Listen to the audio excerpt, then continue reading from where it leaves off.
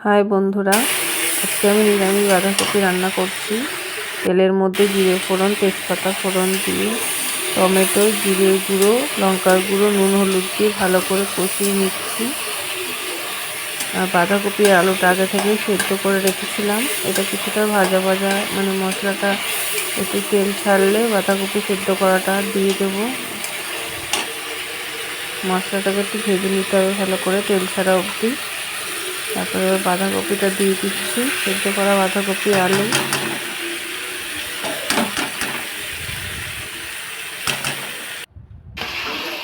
ভালো করে নেড়ে নেব, মশলাটার সাথে মিক্স করে নেব। বাঁধাকপি আলুটাকে ভালো করে সেটা আলুটা খেতে দেবো, যাতে ভালোভাবে মিক্সড হয়ে যায় আর খেতেও স্বাদ লাগে, তাড়াতাড়ি হয়েও যায়।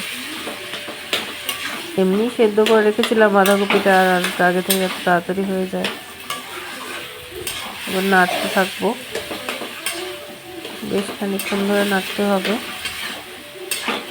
না নাড়লে ঘেটে একটু না দিলে ভালোভাবে তরকারিটা হবে না।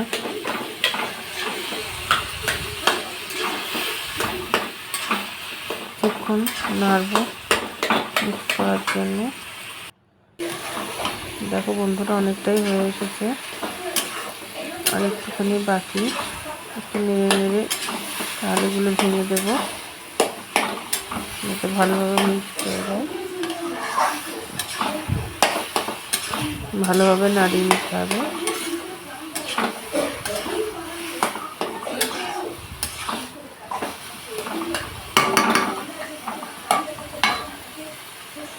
এবার নামিয়ে নেবো, হয়ে এসেছে, হয়ে গেছে। গরম মশলা দিয়ে নামিয়ে নিয়েছি নিরামিষ বাঁধাকপি।